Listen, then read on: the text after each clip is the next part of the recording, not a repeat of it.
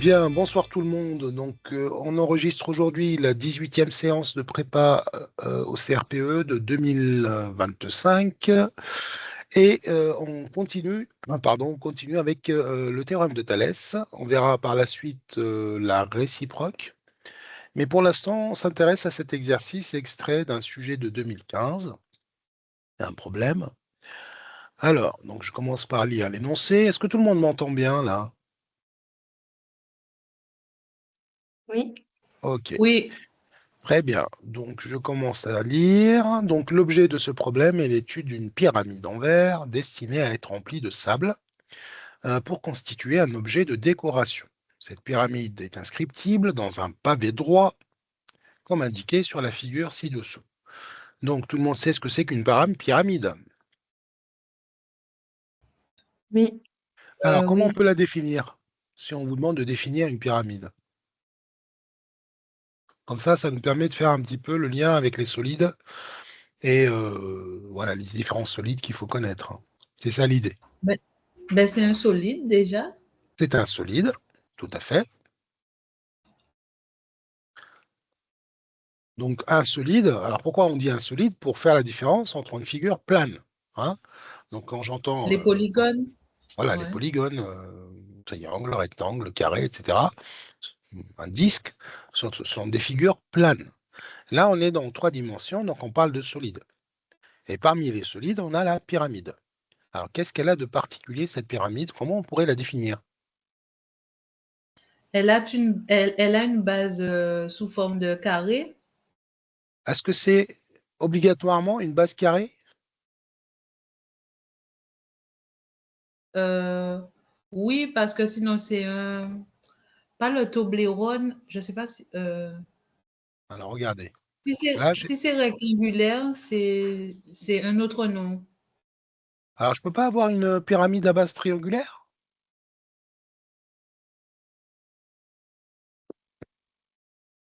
Regardez.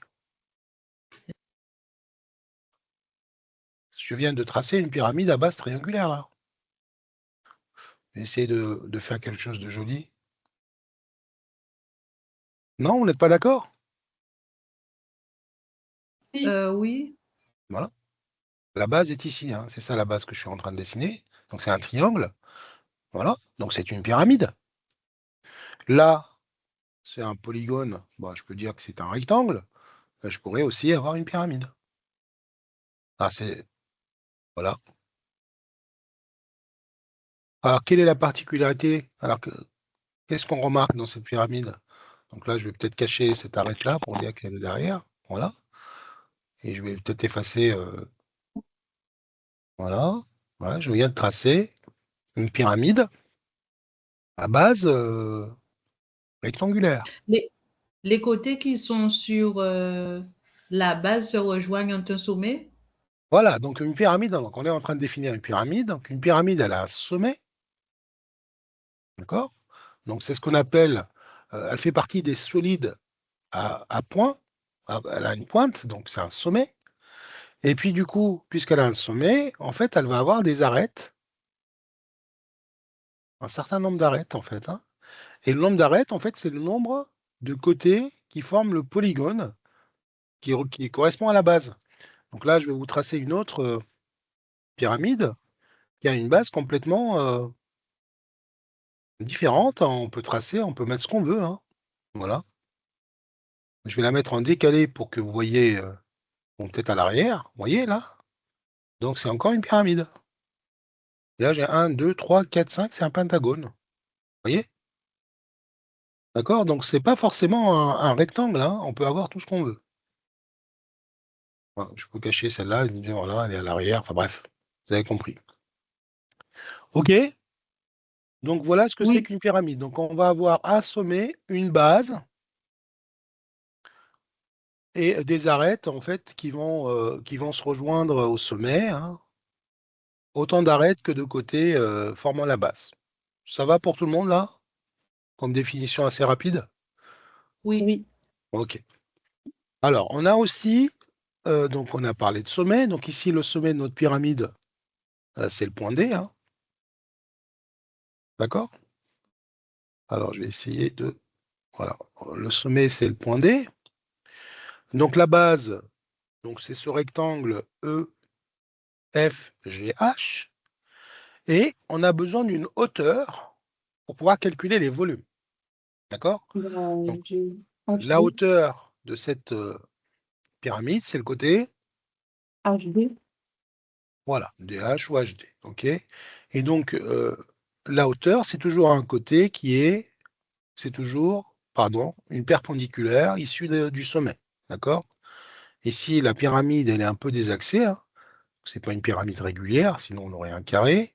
Et donc, on voit bien que ce côté DH, puisque la pyramide est inscrite dans un pavé droit, et donc le côté DH est bien perpendiculaire à cette base, à la base de la pyramide.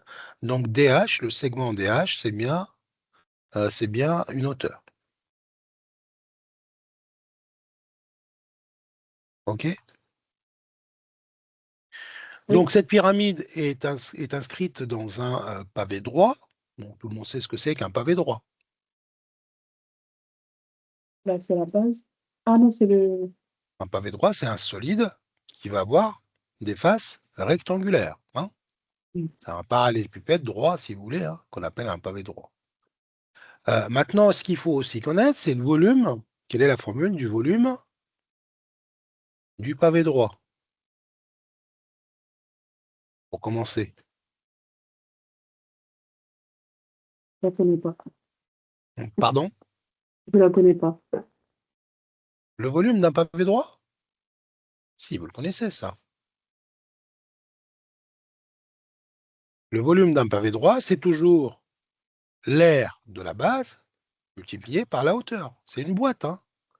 Un pavé droit, c'est une boîte. On peut calculer le volume d'une boîte quand même. Oui. Donc, c'est l'aire de la base. Vous prenez ce que vous voulez comme base. Ici, elles sont toutes. Enfin, vous avez que des bases. Hein. Donc, c'est pas comme la pyramide. La pyramide, elle a une seule base. Donc, ici, je vais prendre par exemple cette base-là, multipliée par cette hauteur. Et donc, la base est un rectangle. Donc, je vais avoir longueur fois largeur. Et je vais multiplier par cette hauteur.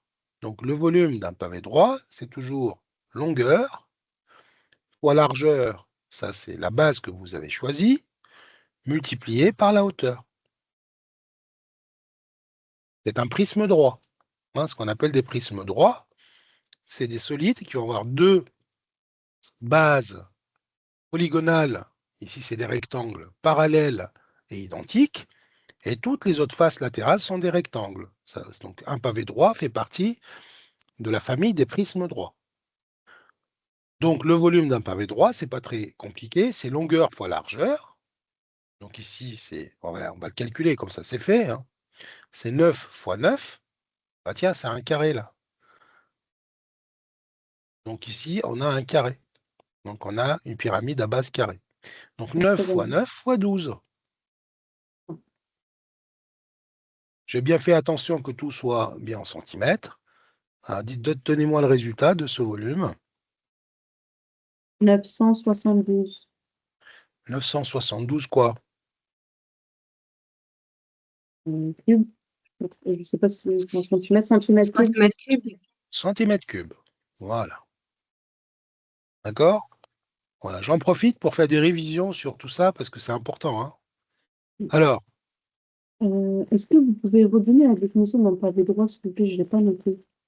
un pavé droit, c'est un prisme droit, Oui. d'accord, qui a pour base, donc un prisme droit, c'est la définition d'un prisme droit, c'est Oui. un solide qui va avoir deux bases polygonales identiques et parallèles, et toutes les autres faces sont des rectangles, d'accord? Donc D'accord. un pavé droit, c'est un prisme droit qui va avoir une base rectangulaire, si tu veux. D'accord. OK? Oui. C'est le premier solide qu'on découvre après le cube à l'école primaire. Hein. Donc à l'école primaire, vous allez travailler sur le cube et sur le pavé droit. Donc ça, il ne faut pas hésiter. Hein, donc rapidement, hein, le volume d'un pavé droit, longueur fois largeur fois hauteur. OK? Le volume d'un cube, puisqu'on est dans les volumes là. Donc un cube, c'est un pavé droit particulier. En fait, donc toutes les faces sont toutes des carrés. sont toutes identiques et carrées. Donc, le volume d'un cube, donc la base, ça sera un carré, donc ça sera côté fois côté. Et la hauteur, c'est aussi une arête qui va avoir pour longueur un côté, quoi. Donc, le cube, c'est volume du cube, c'est C à l'absence 3. C fois C fois C. OK? Oui. N'hésitez pas, hein, s'il y a des questions là-dessus, il faut m'interpeller. OK? Oui. J'en profite pour les conversions mètres cubes litres. 1 centimètre cube, c'est combien de litres? Ça, il faut savoir le faire. Ça y est, dans tous les sujets. Hein. Donc, il faut connaître 1 centimètre cube, 1 mètre cube.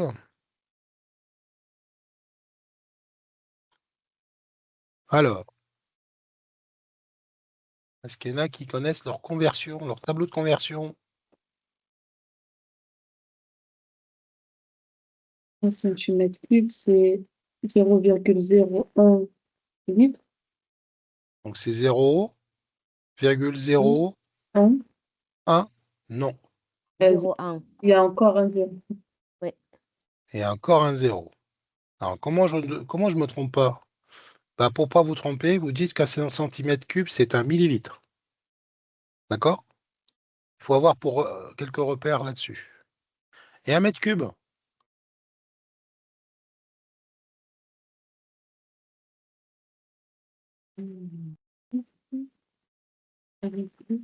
En centimètres? Conversion de mètre cube vers les litres. Hein. Donc là, on est en train de parler de conversion ou de parallèle entre les volumes et les contenances.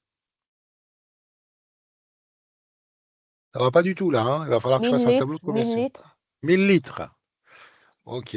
Mais même si j'ai la bonne réponse, je suis inquiet quand même là. Je suis inquiet, donc du coup, je fais un tableau là, rapidement. Conversion. Alors, je vais faire juste la partie qui va m'intéresser. Donc, on va commencer par les longueurs. Donc ici, je vais écrire mètre. Faites la même chose que moi. C'est un exercice intéressant qui vous permet de réviser les conversions. Je vous encourage à le faire. Et des erreurs là-dessus sont souvent très, très mal perçues. Hein. Très, très mal perçues par le jury et par les personnes qui corrigent. Donc, je vais d'abord commencer par un tableau de conversion de longueur. Ici, je vais placer mètre. Qu'est-ce que je vais mettre à droite de mètre?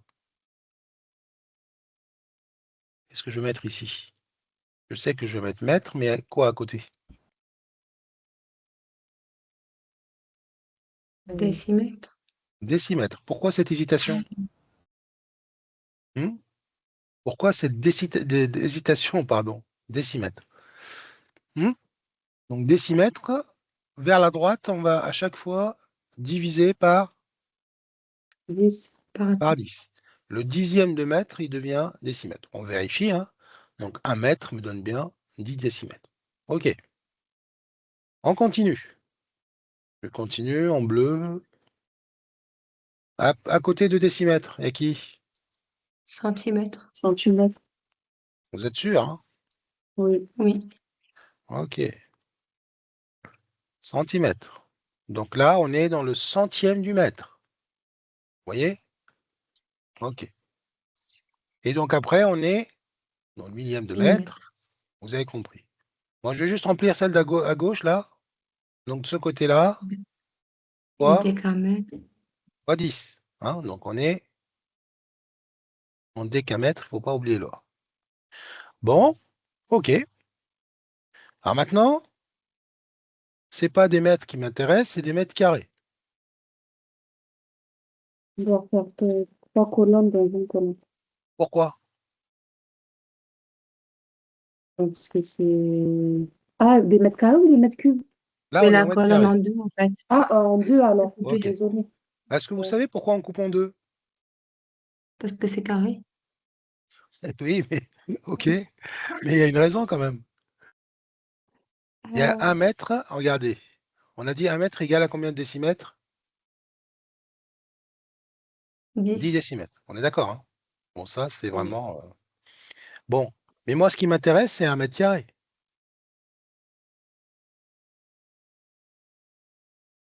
Donc, j'élève tout le monde au carré, là.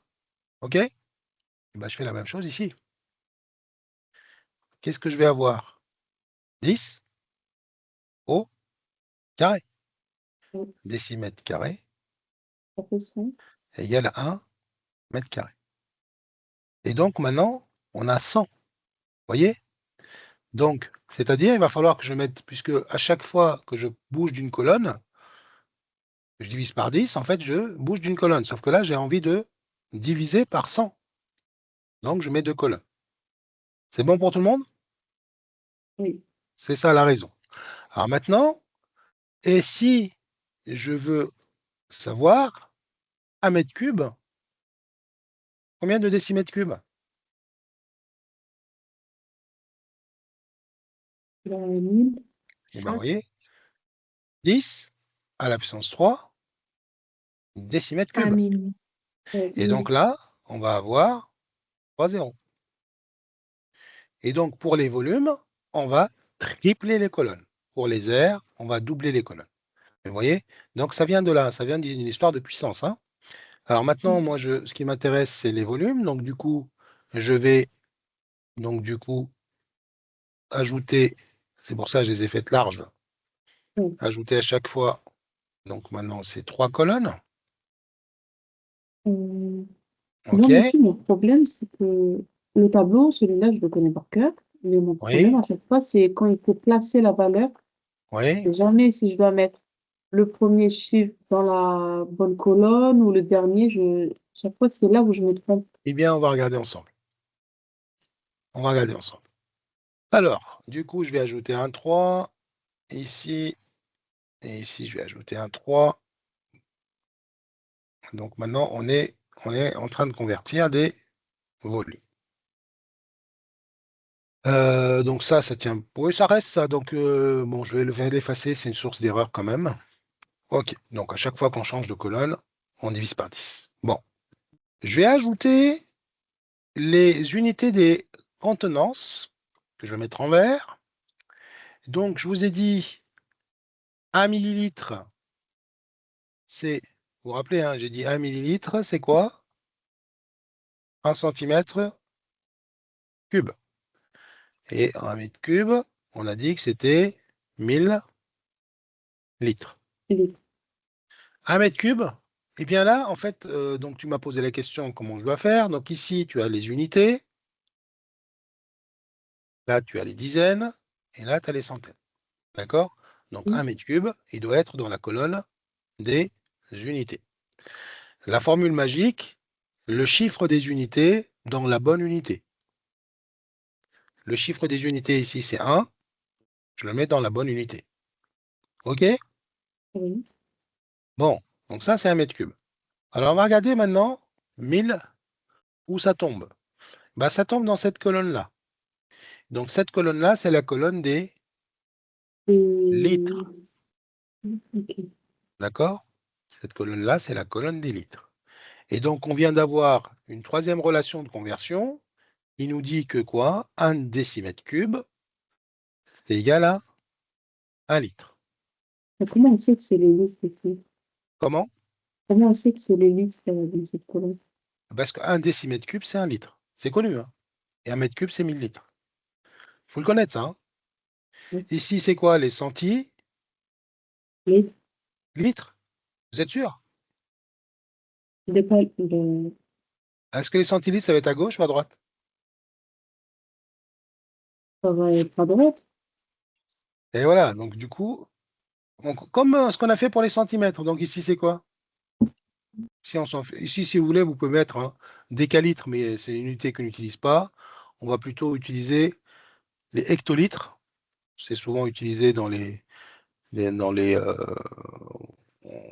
ce qui est liquide. Le vin, par exemple, il est vendu en hectolitres, hein.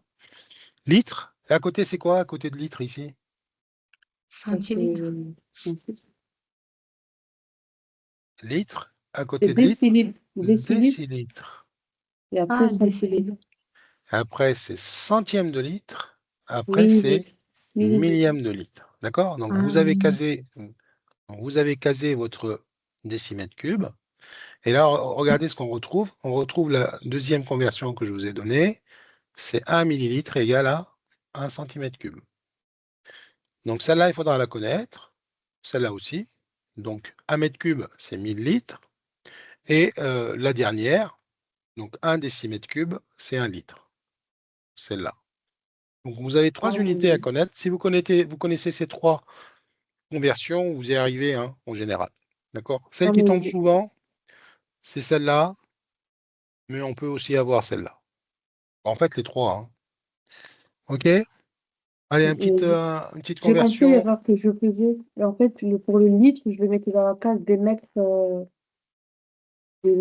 cubes. Je ne le mettais pas dans la case des décimètres. OK. Bon. Essayez de me convertir 0,035 litres en mètres cubes.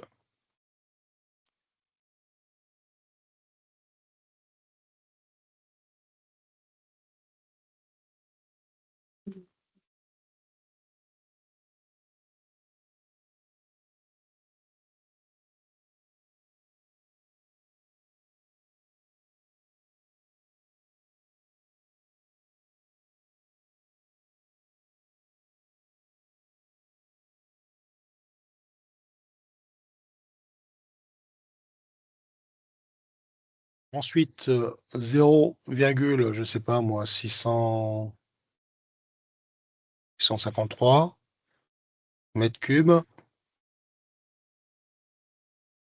en décimètres cubes. Et ensuite en litres.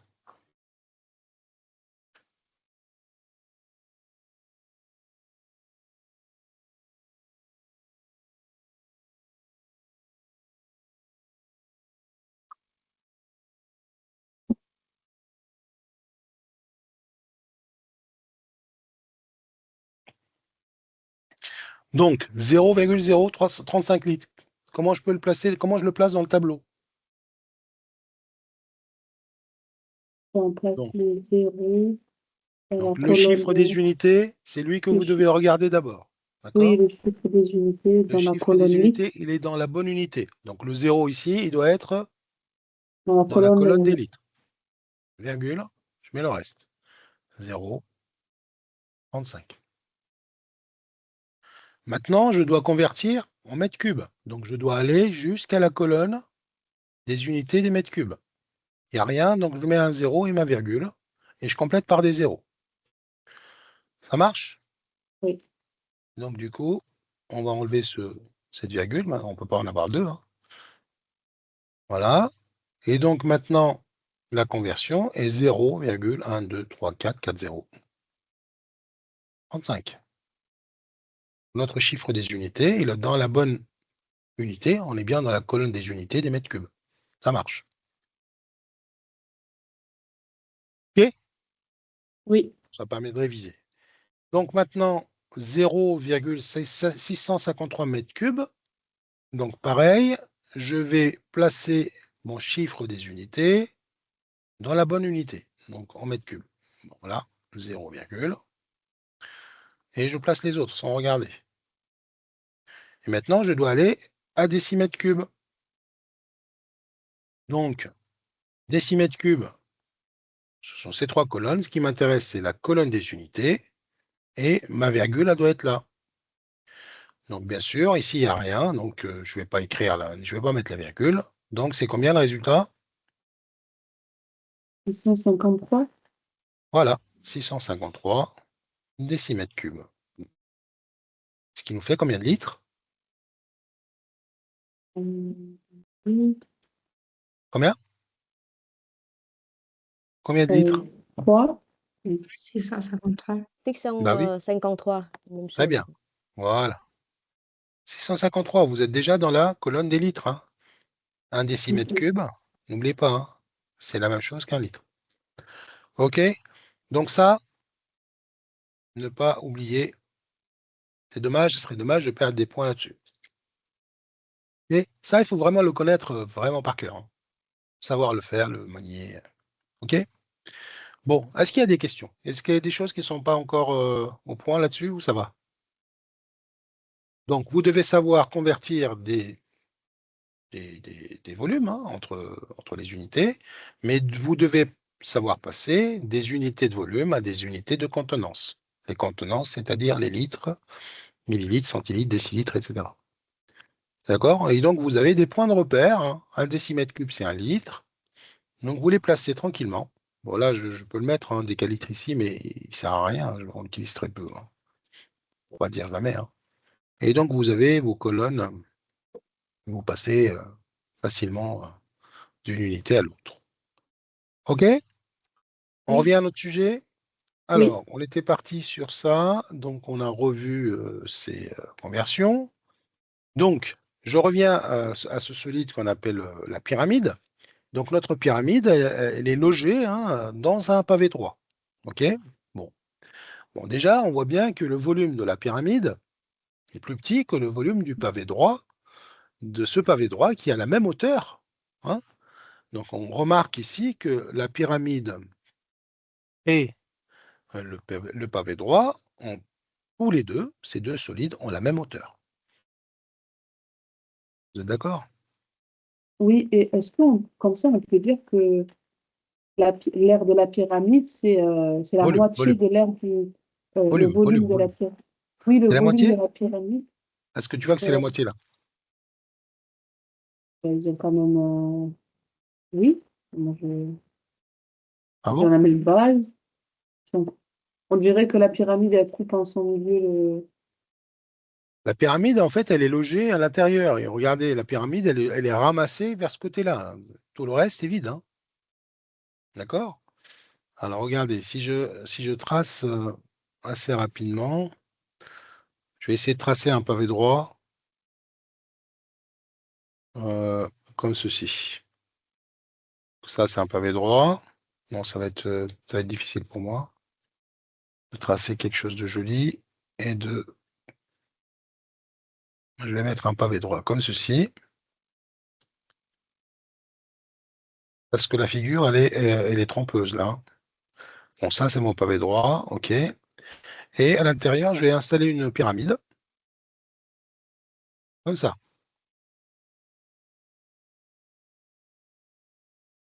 Est-ce que la pyramide prend la moitié du pavé droit là? Là, non, mais dans les dessins, là, on dirait que, bah, vu que le schéma c'est D, Hmm. ah Ouais. oui, non, c'est bon, je comprends ce que vous Eh voulez oui. dire. C'est bon.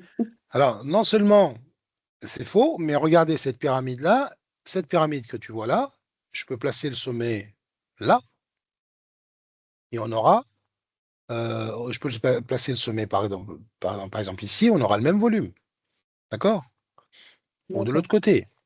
Donc attention, quelle est la relation entre les deux volumes là? Est-ce que vous vous rappelez pour ceux qui l'ont bossé récemment? Est-ce que quelqu'un peut me donner la formule du volume de la C'est pyramide? un tiers Eh oui. de pi r au carré. Ah non, il n'y a pas de pi là. Non, pardon, base. Ouais. Un Donc, tiers, alors, base alors regardez. multiplié par h. Donc R de la base. D'accord? Ouais. Donc R de la base. R de la base. Toujours on a R de la base. D'accord? On va multiplier l'R de la base par la hauteur. OK? Si j'arrête là, cette formule me donne quoi? R de la base fois la hauteur. Si je m'arrête là, C'est le R de la prisme, base fois non? la. Et c'est la même chose que le volume du pavé droit. Oui, pavé D'accord? droit, Puisque oui. la base, c'est quoi? C'est longueur fois largeur, fois hauteur. Donc c'est ce volume-là, ça c'est le volume du pavé droit. Mais nous, on va le diviser par quoi? On va le diviser par quoi? Par 3. 2. Par 3. Par 3. D'accord? On va le diviser par 3. Ça veut dire quoi? Ça veut dire que la pyramide occupe Un tiers. le tiers du volume du pavé droit. D'accord? C'est le tiers.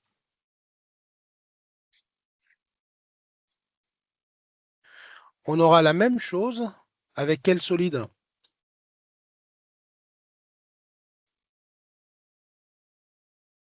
On aura la même chose avec quel solide? Le cône. Très bien, avec le cône. Donc le cône, on est d'accord que le cône est inscrit dans un cylindre. On peut l'inscrire dans un cylindre. Vous voyez? C'est exactement le même principe. Et qu'est-ce qu'on a enlevé? Le cône, le centre du cône ici. Qu'est-ce qu'on a enlevé? On a enlevé tout le reste là. Eh bien, le cône, donc comme ça nous permet de voir le volume du cylindre.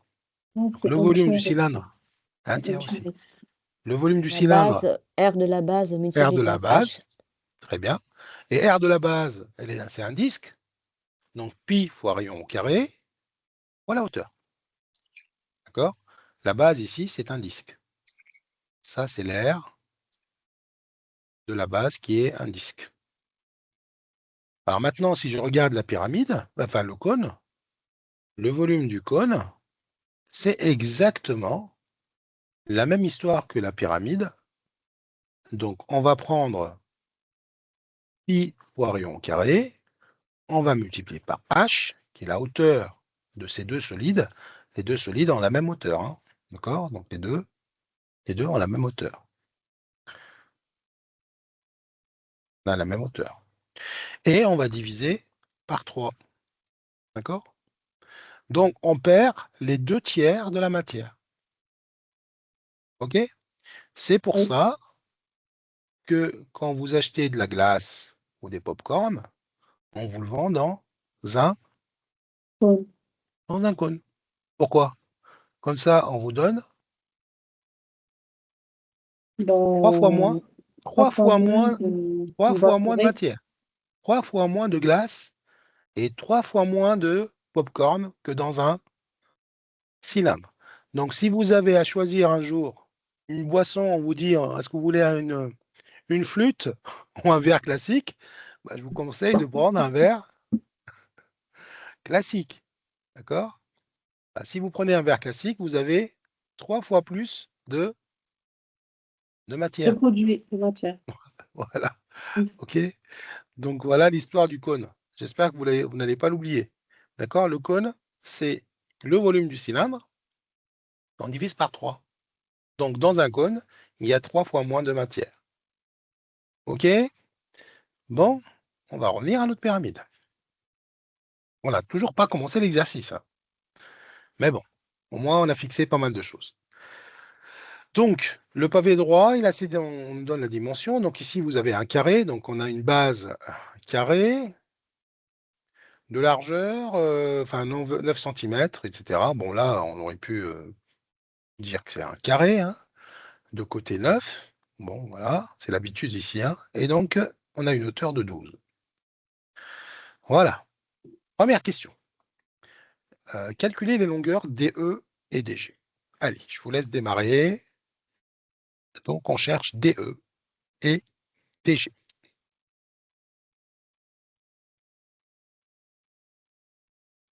Et pensez à aussi faire une rédaction qui va bien. Alors, avant que j'oublie, mercredi prochain, je ne suis pas disponible sur ce créneau. Alors, pour mercredi prochain, alors, comment on va faire pour mercredi prochain? Alors, pour mercredi prochain, je vous propose de décaler la séance au vendredi 31. Donc, normalement, c'était censé le mercredi 29. Donc, on décale au vendredi 31. Est-ce que tout le monde est d'accord? De quelle heure à quelle heure? Bah, même heure. D'accord. Oui. Vendredi Pour 31 moi, c'est bon. à 18h30. Est-ce que ça convient à tout le monde? En tout cas, il y aura Oui. l'enregistrement aussi, mais c'est bien que vous soyez disponible. À la place du vendredi 29, là, je crois. Parce que je ne pourrai pas être disponible, je ne pourrai pas être chez moi là. C'est bon pour tout le monde? Vous pouvez reprendre, s'il vous plaît? Alors, le vendredi 31, le mercredi 29, on va décaler la séance au vendredi 31 janvier à 18h30 ou 19h si ça vous convient. Vous préférez 19h? Si on fait 19h, ça finit à 21h. Oui, moi, je préfère. Ça finit à 20h30. Hein? Je suis toujours en retard Ok. parce que je cours toujours. On fait 19h? Oui, c'est mieux Allez, pour moi. je note. Est-ce que ça convient à tout le monde? Bah, la Oui. majorité en tout cas. 19h, on se Oui. le note? Oui, Ok. oui. Donc, je vous enverrai donc du coup un lien pour vous dire que ça, c'est... Voilà. Donc, vendredi 31. Séance 19. La séance 19, elle sera en direct le vendredi 31 janvier à 19h. Voilà. OK. Après, si vous êtes toujours... Enfin, si c'est mieux le vendredi, nous, on peut également décaler la séance du mercredi et la mettre le vendredi. Hein. Moi, ça ne me dérange pas. Bon, ça, on réfléchira plus tard. En tout cas, Oui. pour le vendredi, pour ce mercredi, ça sera le vendredi 31. Ok. Voilà. Bon, je le laisse marquer pour le moment et après on l'efface. Allez, je vous laisse calculer donc les longueurs DE et DG que je vais mettre en couleur. DE. Alors, DE, c'est cette arête.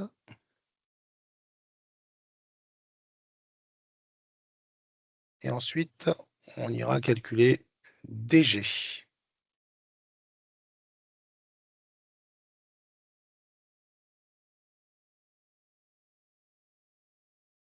Donc, on ne vous a pas donné une consigne sur l'arrondi, ça veut dire qu'on n'a pas besoin d'arrondir, ou bien vous laissez le résultat exact.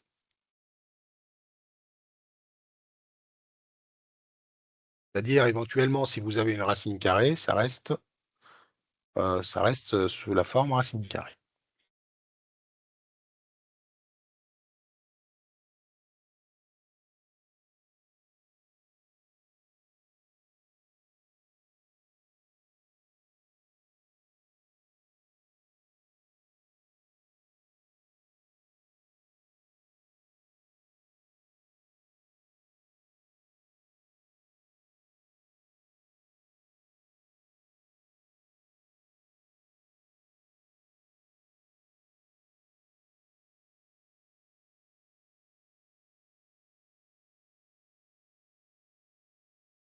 C'est bon. C'est bon pour vous? Ouais. OK.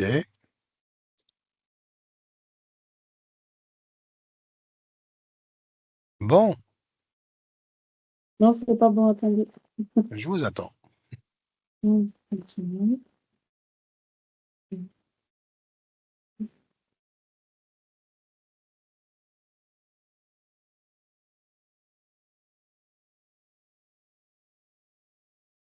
Ah, mais c'est... Ils n'ont pas la même longueur? Je ne sais pas. Ouais. Ah, ben, je vais finir alors. Oui, je vais finir, du coup. On peut corriger ou pas? Pour moi, oui. C'est bon. OK. Oui. Bon. Alors, je vais effacer. Ouais, j'efface ça. Ouf, non, même pas. Je vais travailler sur une feuille à part. Donc, je vais couper ça.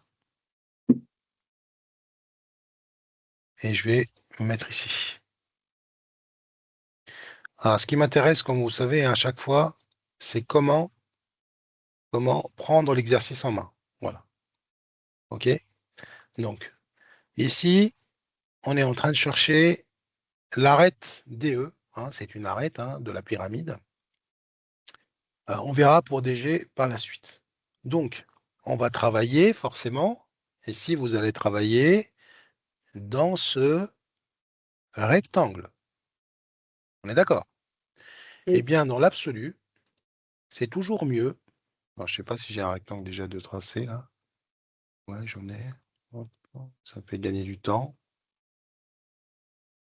Forme. Voilà. Vous tracez votre rectangle juste à côté. Voilà.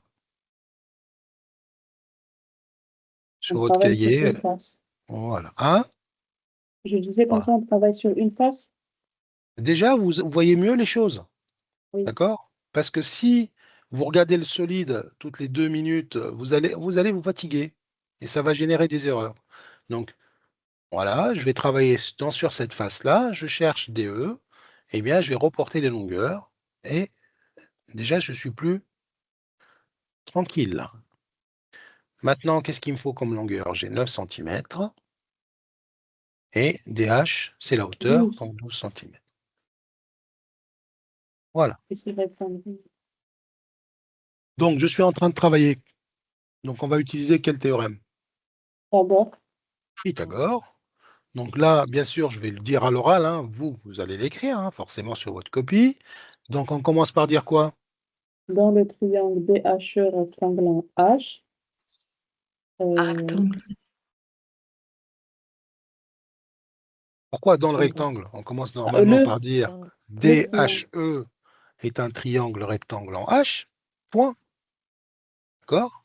Donc, d'après le théorème de Pythagore, on écrit l'égalité de Pythagore, et donc, au niveau du calcul, on va arriver au niveau de l'égalité de Pythagore. Donc, vous avez quoi? Pythagore, il vous dit l'hypoténuse au carré égale à la somme des carrés des côtés.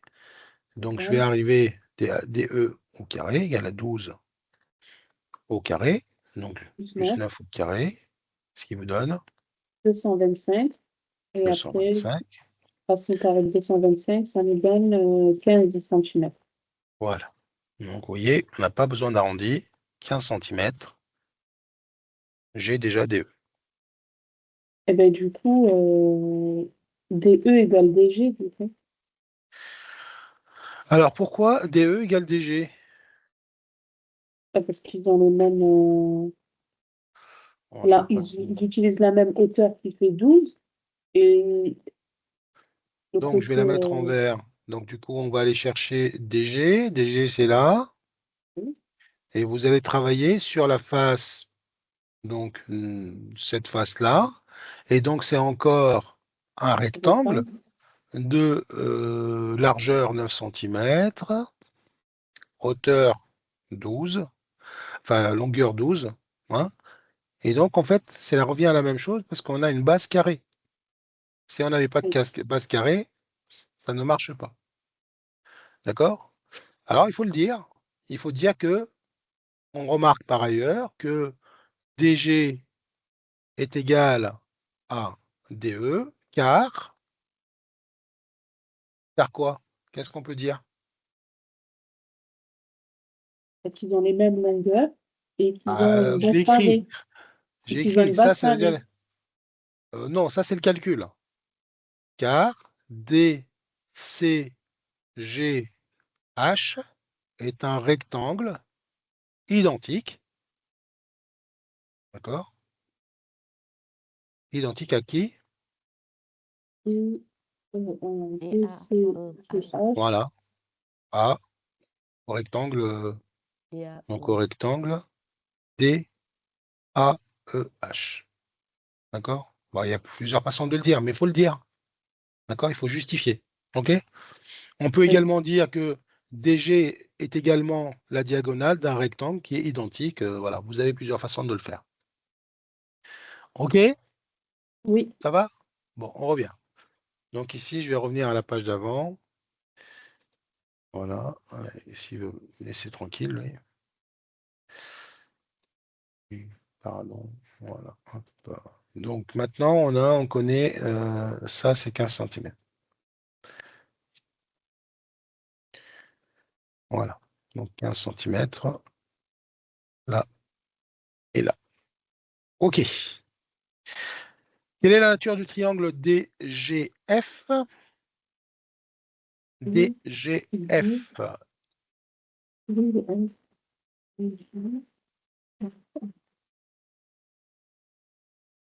Quelle est la nature du triangle DGF?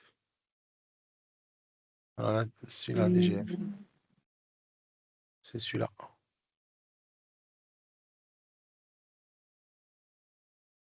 Vous le voyez ou pas? Oui. Donc, DGF.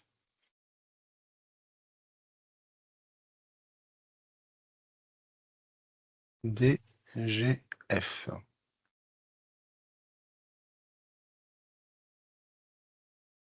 Ben là, vu on connaît la longueur du côté de G, Mhm.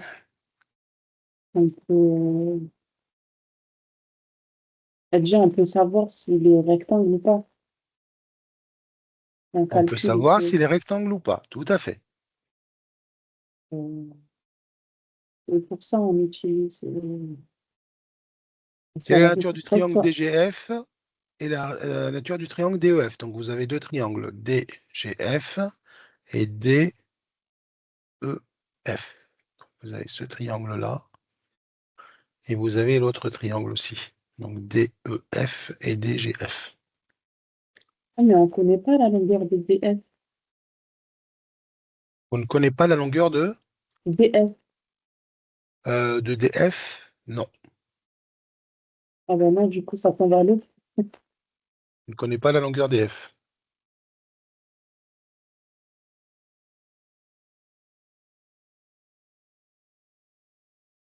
Et donc, en même temps, on ne demande pas de justification.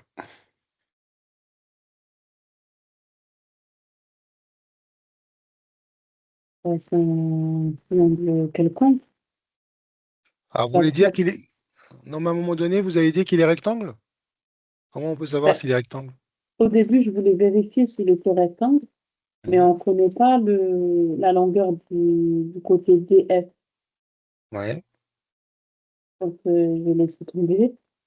Et Mhm. après, je me suis dit que peut-être c'est un triangle quelconque avec ses trois côtés de différentes longueurs.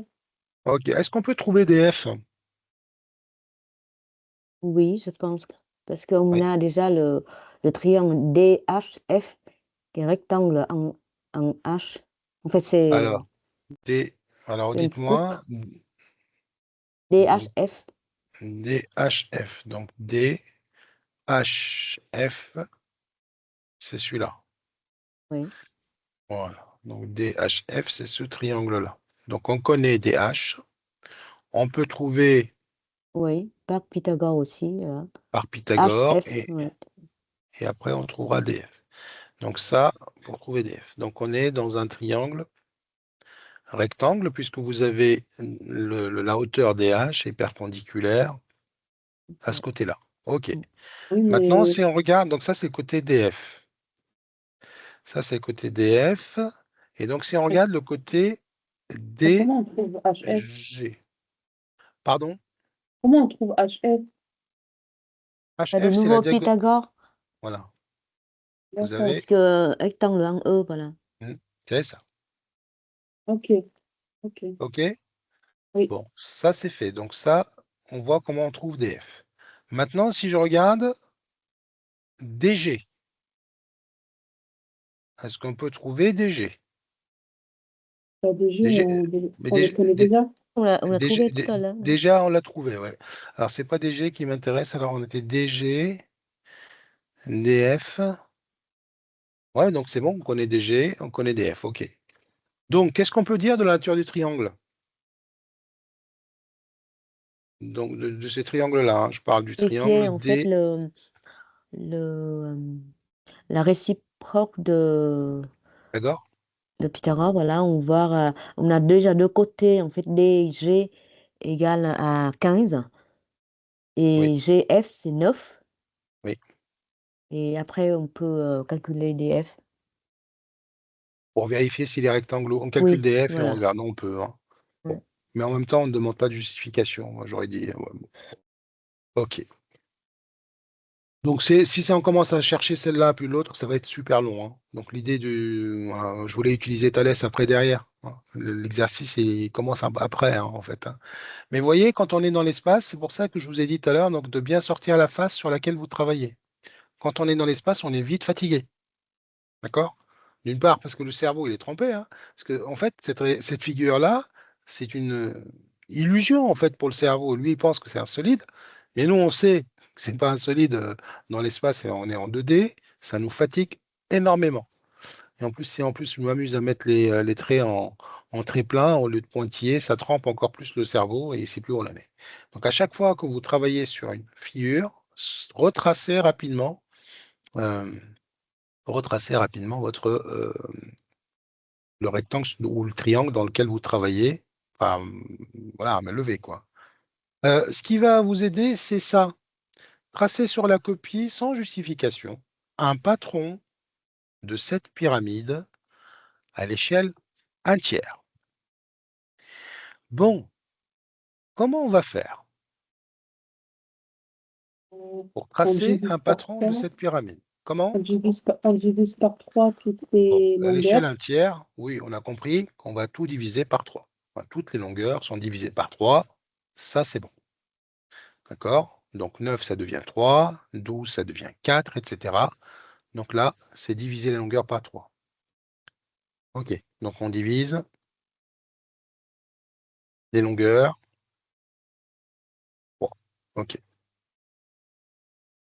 Ensuite, ça c'est bon. Comment je vais faire pour tracer le patron de cette pyramide? Ils sont Déjà, trop. on commence par la base. On Donc, commence par la base. Tout on à fait fait. On va commencer par tracer du coup un carré de 3 cm de longueur. de côté. On va dire, De allez hop, côté, je vais essayer de prendre une figure déjà tracée, là, un carré. Comme ça, on gagne du temps. Et après, je vous écoute pour la suite, hein. Donc ça, on va dire que c'est mon carré, hein, de 3 cm de côté. OK, ça me va. et du coup, OK, autour on a du tracé un carré, carré. on trace des rectangles avec Alors, 12 peut-être que je vais le cm. mettre là. Voilà, je vais le mettre ici. Et on va effacer ça. Le carré est là, 3 cm. Ensuite, On trace un rectangle j'ai sur combien de chaque côté. triangles? Combien de triangles? On commence à 1, 2, 3, 4. 4 triangles. Vous avez forcément 1, 2, 3 arêtes ici avec la base. Donc, vous avez 3 triangles. Commençons par le premier. Le premier triangle qui est ici. Est-ce que je suis capable de le tracer? Oui, Donc, on va supposer qu'on l'ouvre comme ça. Donc, cette face-là, je la rabats vers le bas. Donc, vous allez avoir un triangle. Donc, si je le rabats ici, ce côté-là, il est perpendiculaire, il va venir, on va le mettre comme ceci. Est-ce que vous êtes d'accord avec moi? Bien sûr, je ne suis oui. pas à l'échelle, vous le serez.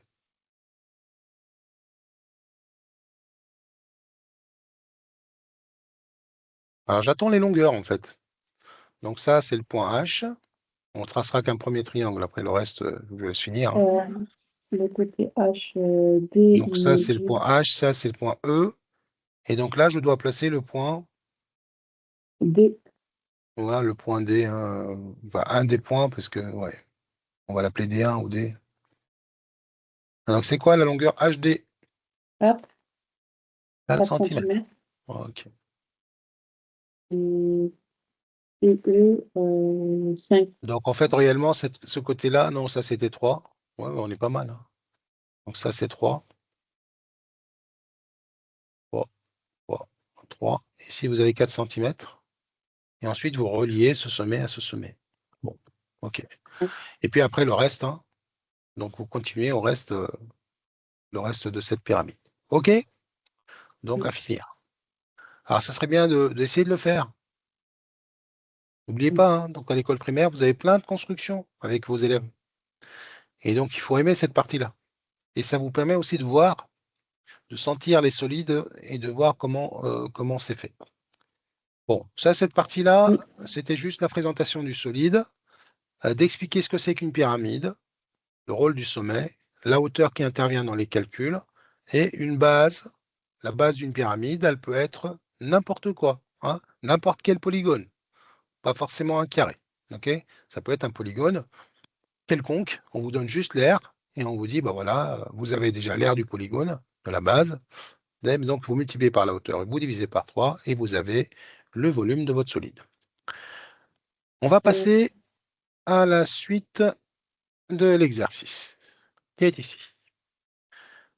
Voilà, donc la pyramide, maintenant, on la voit bien, hein, d'accord, ici, hein.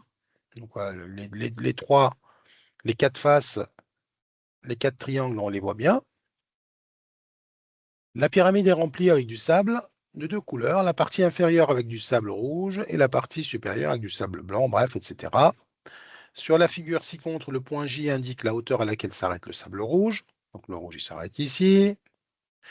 Ensuite, les deux couleurs de sable sont délimitées par le plan parallèle à la base de la pyramide, passant par le point J. La section est un quadrilatère, JKLM. Les points KLM appartiennent respectivement aux segments DE, DF et DG. La pyramide DI ou J, je ne sais pas, c'est DI, KLM est une réduction de la pyramide DEFGH. Bon, j'ai lu rapidement, parce que le temps file. Alors, je résume ce qu'on vient de dire. Donc ici, vous avez du sable qui va s'arrêter à ce plan-là, d'accord, cette section-là, et on mettra une autre couleur au-dessus. La pyramide qui est au-dessus, celle-là, DJKLM, est une réduction de la grande pyramide. Autrement dit, la grande pyramide, c'est un agrandissement de la petite. On voit bien? Oui. OK.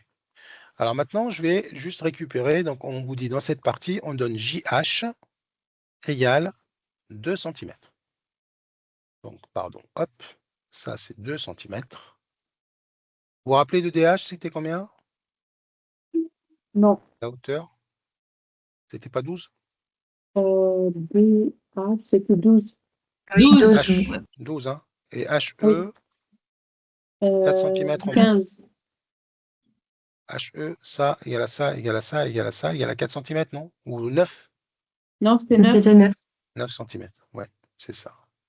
J'essaie de te faire travailler ma mémoire. C'est toujours bon pour la mémoire, hein. On se plaint que la mémoire, on la perd, mais on ne la fait pas travailler. Hein? N'est-ce pas? Hein, Oui. si je vous dis, qu'est-ce que vous avez mangé hier soir?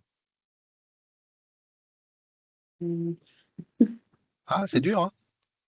Oui. Eh oui, c'est ça, faire travailler la mémoire. Mais non, je plaisante, mais... Non, mais c'est vrai, on a des instruments maintenant qui nous plombent la mémoire avec des agendas numériques, des GPS qui vous orientent. Voilà. Donc, on perd l'orientation et on perd la capacité à mémoriser et organiser notre temps sans avoir besoin de ces appareils-là. Je suis le premier à les utiliser, mais je sens quand même que... Est-ce que vous avez en mémoire un numéro de téléphone? Oui, le mien. Le vôtre. Voilà. Moi, je suis d'une génération où avant, on avait en mémoire 20 numéros de téléphone, si ce n'est pas 30. Ah oui. Eh ouais. Et maintenant, je suis comme vous, hein. Je connais que le mien et celui de ma maison. Bref. Je connais même pas celui de mes enfants. Mais c'est parce qu'ils sont enregistrés, quoi. Eux, ils connaissent le mien, par contre. Bon, ça va. Bon, qu'est-ce qu'on nous demande de faire? Quelle est la nature du quadrilatère JKLM? Question simple. C'est du cours, ça. Qu'est-ce que ça veut dire, la nature? La nature d'une figure plane, vous allez dire si c'est un carré, un rectangle, un triangle, un polygone, voilà. Alors là, regardez ce qui s'est passé. Donc, on a une pyramide, la grande pyramide. En fait, ça revient à sectionner la grande pyramide par un plan qui est le plan JKLM. D'accord? On est venu, on a coupé cette pyramide à ce niveau-là. OK? Donc, imaginez que vous avez coupé cette pyramide selon ce plan-là. Qu'est-ce qui va se passer? Est-ce que vous allez obtenir un triangle ici? C'est un carré. Non, non, Ah c'est oui, un carré. vous obtenez exactement la même forme. D'accord? Pourquoi? Parce que vous avez sectionné la pyramide par un plan parallèle à la base. Alors, si je remonte un peu dans le texte, vous allez trouver cette information-là. Alors, de couleur. La partie inférieure avec du sable, là, donc ici, délimitée par un plan parallèle à la base. Voilà. D'accord? C'est ça l'information. Alors, comment on va le dire? Donc, le plan JKLM est parallèle à la base. D'accord? Donc, il s'agit d'une section par un plan parallèle à la base. Et donc, on obtient une figure identique à la figure à la base, mais c'est une réduction de la base. D'accord? Plus petite. Parce qu'on monte vers le sommet, donc c'est une réduction. Donc, quelle est la nature de JKLM? Donc, c'est un carré. Carré. D'accord? Puisque là, on a dit que c'est un carré. D'accord? C'est un carré. Donc, je mets l'explication parce que c'est une section par un plan parallèle à la base, c'est-à-dire HEFG. Alors, ce phénomène, on le retrouve de partout. D'accord? Si vous prenez un pavé droit et vous le sectionnez parallèlement à une de ses faces, bah, c'est le même problème. Vous allez avoir, là du coup, ce n'est pas une réduction, vous allez avoir exactement la même section que la face à laquelle vous étiez parallèle. Oui. Hein? Imaginez une plaquette de beurre, vous la coupez là, donc vous avez exactement la même chose. Pour la pyramide, vous avez une réduction, et pour le Cône. cône aussi. Donc vous allez avoir un disque plus petit, mais parallèle. D'accord? Donc la forme, ça sera un disque, donc on respecte la forme, mais on sera plus petit, c'est une réduction. D'accord? D'ailleurs, c'est pour ça qu'on va calculer après les longueurs JK et JM. OK? La condition, c'est de sectionner parallèlement. Si vous sectionnez n'importe comment ici, ça ne marchera pas. D'accord? OK? Qu'est-ce qu'il nous reste comme solide qu'on peut sectionner? On peut sectionner une boule. D'accord? Alors, la boule, c'est très simple. N'importe quel plan, vous allez avoir, si vous coupez selon n'importe quel plan, vous aurez toujours un disque. Ah non, non, vous n'aurez pas la même longueur. Hein. Vous aurez un disque, vous n'aurez pas le même rayon. Vous aurez un disque. Alors, c'est un peu plus compliqué, mais on ne le pose pas dans les sujets. Hein. J'en ai jamais vu. D'accord? Dans les sujets, vous allez avoir souvent, ce qui tombe, c'est les solides usuels, pyramides, cônes, qui nous permettent de faire du Thalès. Hein. Voilà. OK? Alors, maintenant, il faudra me calculer les longueurs JK et JM. Donc, JK et JM, en justifiant les calculs.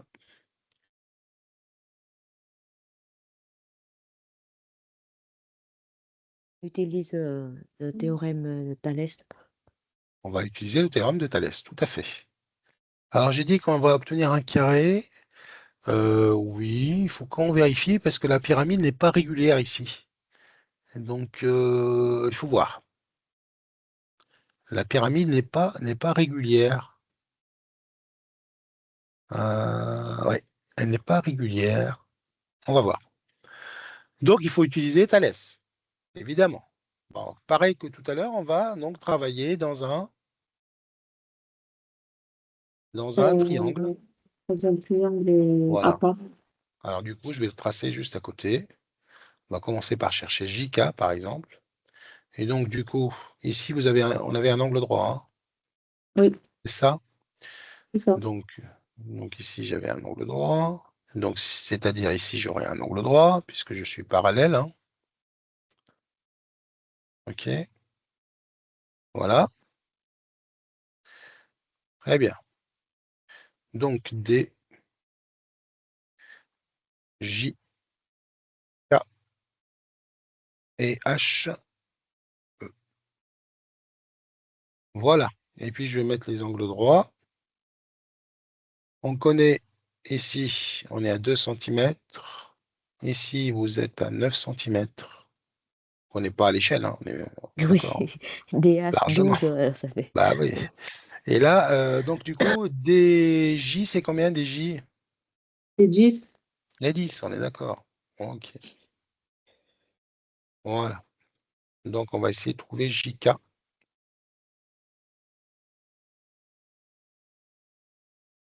Et tout à l'heure, on a cherché DJ, hein, si je me rappelle bien. C'était DJ qu'on a cherché. Oui, Ouais, c'est 15 DE cm. et D. Voilà. Hop. Donc, DG, DG. Oui, DG, D. 15, DG, DJ, on n'a pas. DJ, c'est 10. DG, c'est 15. On aura peut-être besoin après. Voilà, on a tout pour calculer, en fait, JK. Et donc, évidemment, on va utiliser le théorème de Thalès.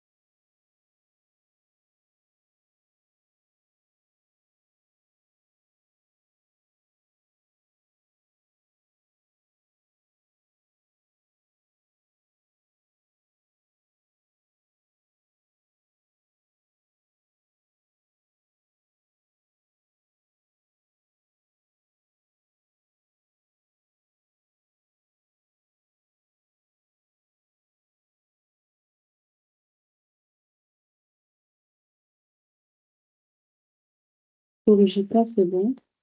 C'est bon? Ok, on va corriger. C'est bon pour tout le monde, on peut corriger ou pas? Oui. Ok, Oui, très bien. Alors, c'est parti. Qui prend la parole pour la rédaction? Moi, je vais bien. Allez, Alors, les points B, K, E et les points B, J, H sont alignés dans le même ordre. c'est bien. Donc, d'après le théorème de Thalès, Non, A, il manque un gros alignés morceau. et les droites JK et HE sont parallèles. Là, c'est bon, mais tu dois me dire pourquoi les droites sont parallèles. C'est pas dit dans l'énoncé. Ben, parce que là, on a dit que c'était une réduction.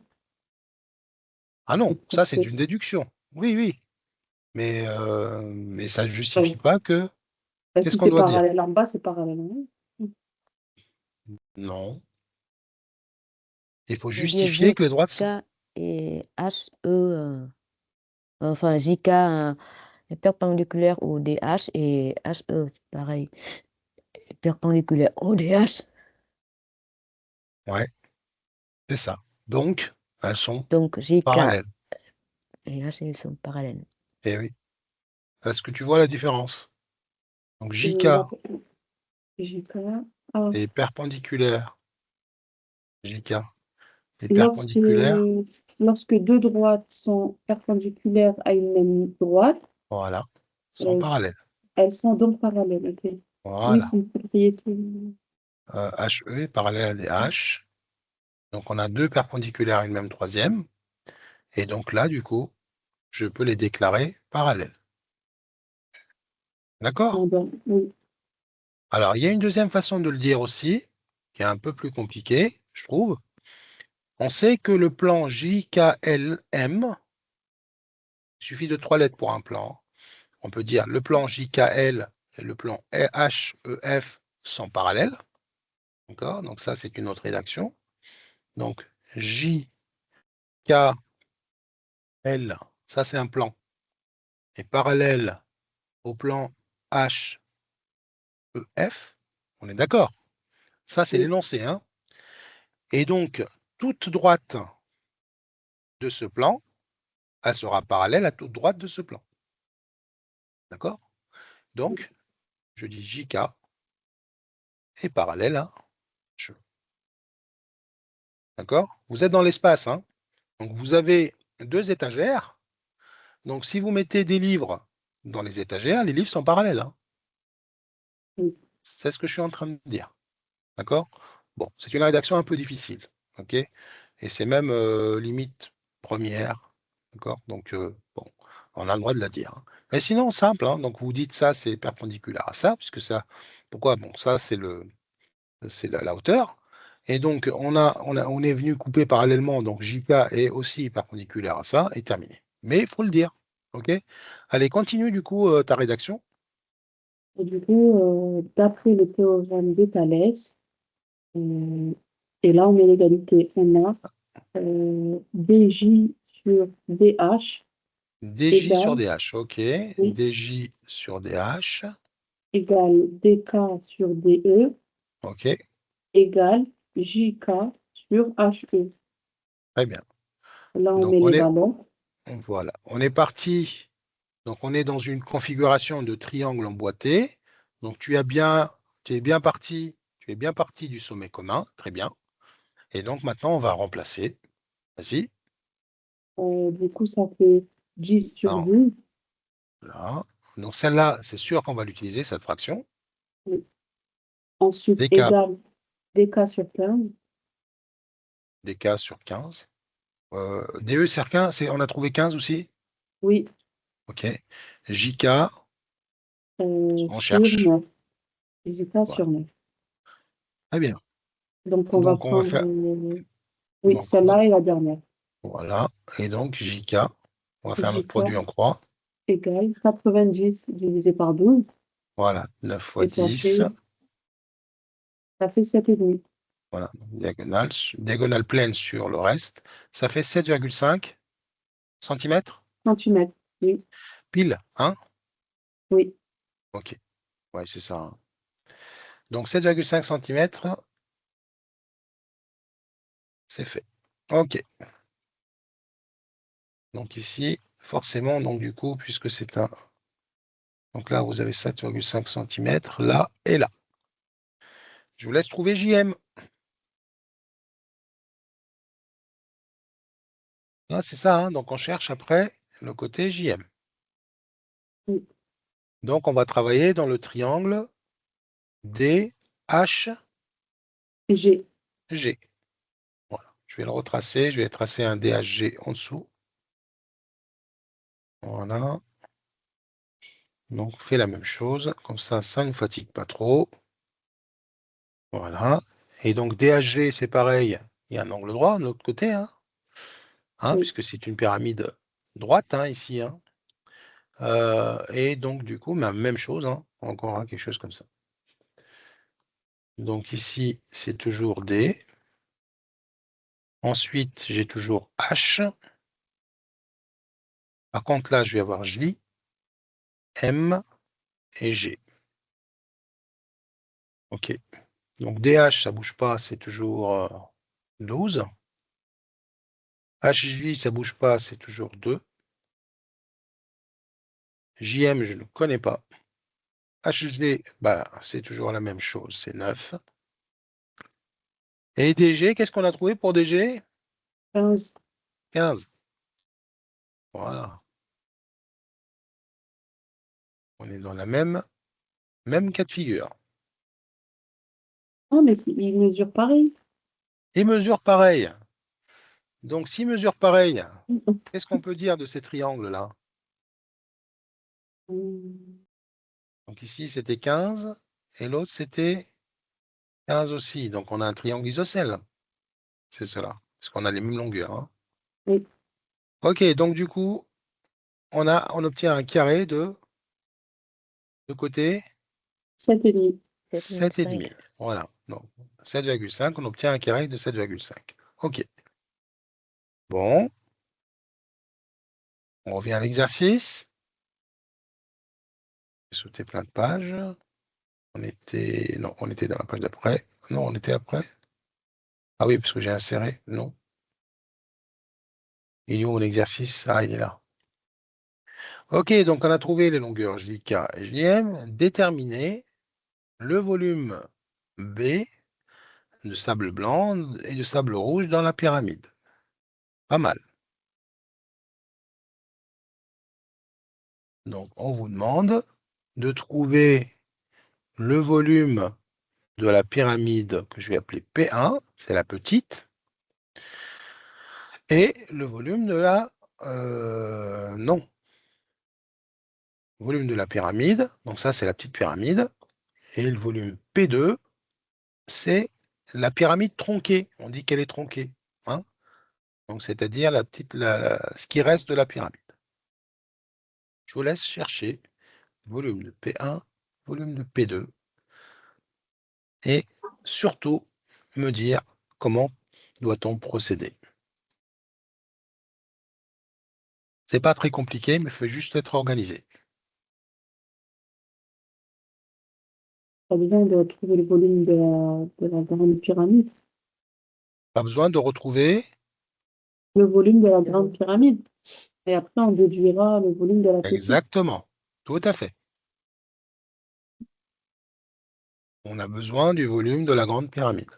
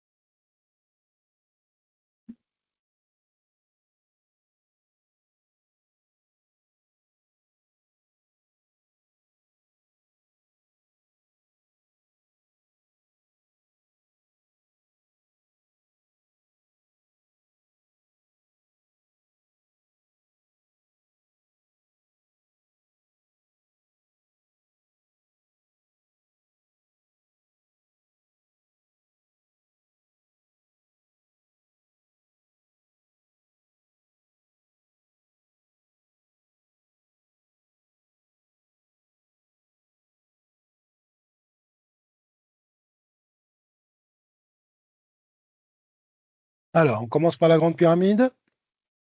Oui. Alors, volume de la pyramide. La grande. R de la base. Donc, j'écris d'abord la formule. Donc, R de la R de base, la base fois hauteur sur 3. multiplié par notre hauteur, et on va diviser par Par 3, trois. ce qui revient multiplié par 1/3. Un tiers. Bon, R de la base, on la connaît, c'est 9 Le carré. fois 9. Fois 9. Donc, je l'écris 9 fois 9. Fois la hauteur, on a 12. dit que c'était de 12. Et on va diviser par 3, c'est-à-dire multiplier par, petite simplification 324. ici, il va me rester un 4, 4 fois 81, 4 fois 80, 324. 230, 200, 324. 324. 324. 324, oui. 324, quelle unité? Centimètres cubes. Centimètres cubes. Centimètres. OK.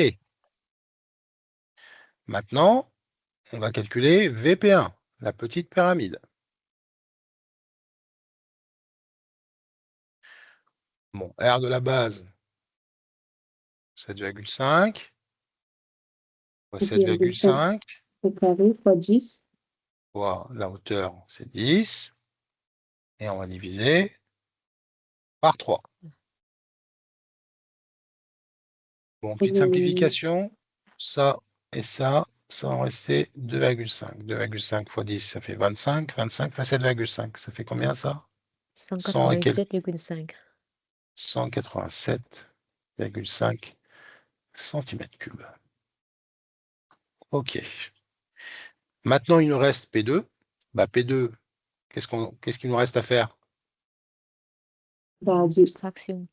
Soustraction, donc volume de la pyramide, la grande pyramide, moins la petite pyramide. 324 moins 187,5. 136,5. Combien? 136,5. Très bien, merci. Voilà. Alors, bon voilà, exercice très sympathique. Maintenant, je vais ajouter des questions. La phrase de réponse, je voulais juste faire une phrase de réponse. Ouais. 136, ça correspond au Volume du Je sable dis- rouge, là. Hein, c'est Sable rouge, la voilà. partie inférieure. Je savais plus si c'était sable rouge ou sable blanc. Ouais, bon, voilà. C'est la partie inférieure, je ne sais même pas. Enfin, on va dire que c'est la partie inférieure. Hein. On dit que c'est une pyramide tronquée, parce qu'on a enlevé le haut. Alors maintenant, ma question, c'est quoi? Est-ce qu'il y a un moyen de trouver le volume de la pyramide P1, c'est-à-dire ma réduction, à partir de cette pyramide-là? Est-ce qu'il y a un moyen? Sans refaire tout ce calcul-là. C'est-à-dire, comment je fais pour trouver le volume de P1 juste à partir de cette pyramide?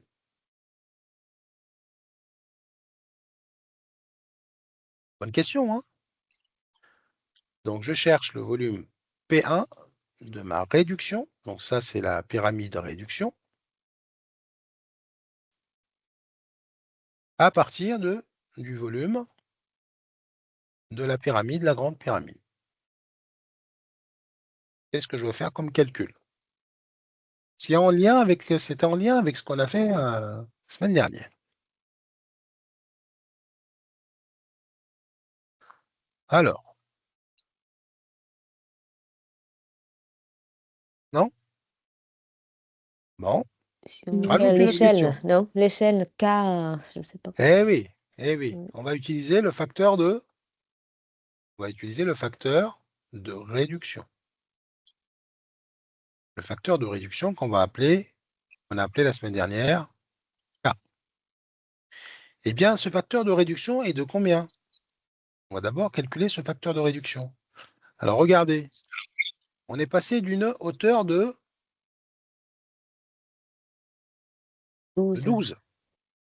Et on est passé à une hauteur de 10. 10. Donc, votre facteur de réduction, c'est 10 sur 12. Il est inférieur à 1, on voit bien. D'accord? Il est inférieur à 1 parce qu'on est dans le cas d'une réduction. Quand c'est supérieur à 1, c'est un agrandissement. Donc, 10 divisé par 12, je peux simplifier là. 5 sur Par deux. 6. 5 sixièmes. Voilà, 5 sixièmes. Alors, regardez maintenant, comme c'est magique, si je prends le volume de la pyramide, la grande, je le multiplie par 5 sixièmes. Au cube. Voilà. Par contre, il faut l'élever à la puissance 3. Oui. D'accord? Et bien, vous allez retrouver normalement le résultat attendu. Donc, 324 multiplié par 5 au cube sur 6 au cube. Alors, vérifiez. Non, mais c'est plus dur, hein, comme ça, monsieur. Qu'est-ce qui est plus dur? Je sais que moi, si je ferais cette technique, j'oublierais de mettre le cube déjà. Ah bah oui, Donc, si tu mets au cube, bah, vous là, pensez. j'ai essayé de Alors, le c'est faire. pas une question que c'est dur, hein. Dans certains exercices, on vous donnera pas d'autres informations. On vous donnera juste cette hauteur. On vous donnera le volume de la grande pyramide.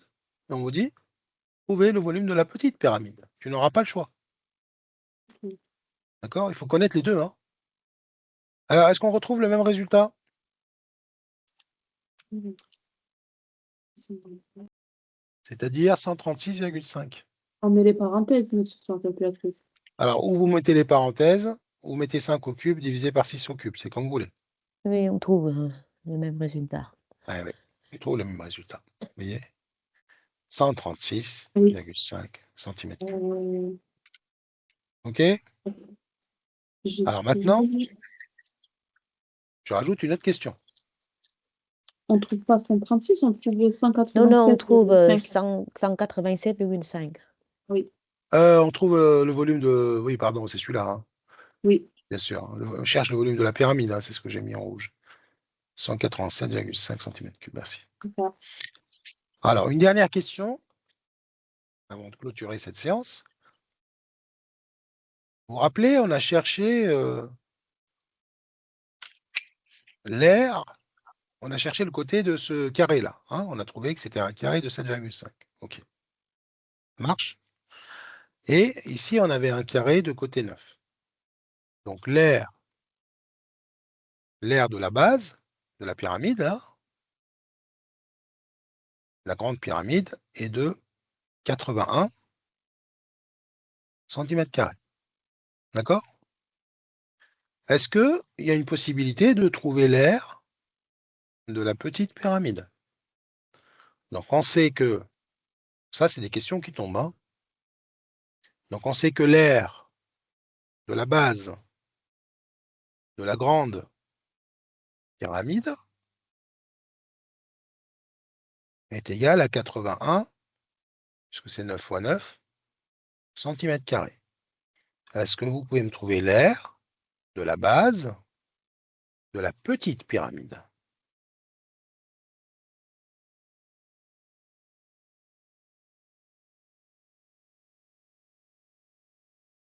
Sans connaître le côté de la pyramide, de la base de la pyramide. Parce qu'on sait que c'est un carré, hein, sans calculer le carré, le côté, la longueur du côté du carré, directement. Pareil, on utilise en fait l'échelle K là, avec la réduction K Voilà. à Bon, on l'appelle pas l'échelle, hein. 5/6. Oui, On l'appelle pardon. pas l'échelle, on l'appelle le La réduction, facteur un de facteur de réduction. réduction. Le facteur de réduction. Eh Mm. bien, puisque c'est le facteur de réduction, lui, il agit sur les côtés, le K là. Il agit sur toutes les longueurs. Bah, c'est même celui qu'on a utilisé pour Thalès, hein. Eh bien, on va faire la même chose. Monsieur, le facteur de réduction, c'est toujours 5 sixièmes? Oui, c'est lui. Oui, c'est ça. Toujours, ok. Ah, c'est lui D'accord. par lequel tu as multiplié ta longueur là pour trouver. Oui, mais ce que je voulais dire, c'est que Regarde, il c'est est pour là. n'importe quel. Bah, c'est Thalès, en fait, c'est lui là. Sauf que là, on D'accord. l'appelle le théorème de Thalès, mais une fois qu'on l'a, puisqu'on est dans un plan parallèle, bah, en fait, on est dans l'espace. Donc, c'est Thalès plus plus, je dirais, hein, si, voilà, si on veut parler autrement. Donc, on est dans une réduction, on va réduire juste les solides. Et donc, toutes les aires, les surfaces vont être réduites par un facteur K au carré, les longueurs par un facteur K et le volume, on vient de voir, par K au cube. Donc, qu'est-ce que je vais faire? Je vais multiplier par 5 sixièmes carré et vous allez me donner le résultat de cette aire, l'aire de la petite base, hein, à la base de la petite pyramide, hein, pardon. 46,875. Voilà. Et si vous vérifiez, en Centimètres centimètres cubes. carrés, Ouais, carré, on est en pareil. train de calculer l'air, moi ça c'est exactement 7,5 multiplié par 7,5. D'accord? Parce que nous, on a cherché le côté. Donc, si vous faites 7,5 fois 7, non, c'est pas 7,5 non, non. Non, ça donne 56. Et quelques. C'est combien le côté qu'on a trouvé, non? C'est peut-être pas 7,5? Bah si, on a Oui, on trouvé avait trouvé 7,5. 7,5. Alors, il y a une erreur quelque part. T'es sûr d'avoir trouvé 46? Les autres, vous avez trouvé aussi 46 et quelques?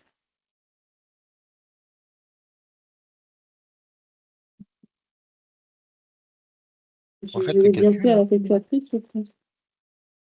Ouais, Oui, en fait, le tu vois, calcul, c'est pas normal. C'est pas normal parce qu'on est censé trouver le carré de 7,5. Hein. 7 mais fois je 7, ça trouve fait. bien 46,875. Je l'ai Ah refait bon? deux fois. Oui, Bizarre. j'ai fait 81 fois. J'ai ouvert Ouais, la parenthèse, 5 sixièmes, exposant 3. Non, exposant 2. Ah, alors c'est moi, alors. Désolée, je refais. On est au carré là. Hein. J'étais restée sur le truc. On est au carré là, hein, c'est les airs. 5, Non, vous oui, allez c'est trouver bon, c'est bon. 56,25. ce qui représente 7,5 au carré. C'est pareil. D'accord? Oui. Donc, pour résumer un peu ce qu'on vient de faire, et ça, c'est ça qu'il faudra retenir. On n'a pas fait la réciproque aujourd'hui, on la fera la semaine prochaine, c'est pas grave. Mais ça, c'est des choses qui tombent vraiment. Hein. Ce que je suis en train de dire, c'est des questions sur lesquelles pas mal de candidats bloquent. Hein. Donc, quand vous avez votre facteur de réduction, K, d'accord? Donc, les longueurs, réduction ou agrandissement. Hein. K inférieur à 1, on est dans le cas d'une réduction. D'accord? K supérieur à 1, on est dans le cas d'un agrandissement. K égale 1, on ne fait rien. Hein. Donc, il n'y a rien qui change. Hein. Donc, à chaque fois que vous allez chercher une longueur, donc si vous cherchez une longueur, ce que j'appellerai L', ça sera votre longueur de départ multipliée par K. Ça, c'est souvent Thalès ou bien le cas d'une homothétie qu'on n'a pas encore vue. Mais quand ça se gâte, c'est quand on vous demande de chercher l'aire de la nouvelle pyramide ou cône ou de la nouvelle figure en tout cas. Hein. Ça peut être une figure plane. Hein. Eh bien, ça sera toujours l'aire de la figure de départ multiplié par K. Du coup, ici, eh bien, on va multiplier par 2. On va mettre à la puissance 2. K fois K, K au carré. Et si vous avez à chercher le volume d'un solide, réduit ou agrandi, hein, vous prenez le volume de départ, vous le multipliez par K, mais à la puissance 3. Puissance 3. Voilà. Donc ça, il faut vraiment le retenir, parce que ça peut apporter des points au concours. Et du coup, K, c'est toujours 5 sixièmes. Dans l'exercice qu'on a fait, 5 sixièmes, oui. C'est le même cas. Voilà. Les longueurs vont être réduites de 5 sixièmes, les aires de 5 sixièmes au carré et les volumes de 5 sixièmes à puissance 3. Oui, Si ça, je on suis prend K d'accord. égale 5 sixièmes. D'accord, mais ça marche que pour cet exercice. 5 sixièmes, c'est pour tout. Ah non, K, il prend toutes les valeurs. D'accord. Ah oui, K, ici, le cas de l'exercice, c'était K égale à 5 sixièmes. J'aurais pu prendre K égale 2 tiers. Hein. D'accord. Ok. C'est à nous Ou un de quart. trouver le K avant de. Ah oui. C'est à vous de Ok. trouver le K. Et comment vous trouvez le K? Le K, comment vous le trouvez, c'est la nouvelle longueur sur l'ancienne longueur. Ça vous donne K. D'accord? OK? Oui. Voilà, on arrête là pour aujourd'hui. Je pense qu'il y a eu assez de choses de vues. Et donc, du coup, comme j'avais dit, on se revoit donc la prochaine fois, ça sera le vendredi 31 à 19 h. Du coup, ça laissera le temps à tout le monde de s'installer. Oui. OK, je vous dis passez une bonne soirée. Merci. Merci à vous aussi. Bonne Et soirée. donc, Bonne soirée tout le monde. bonne soirée à tout Bonne le monde. soirée, au revoir. Au revoir. Merci à vous.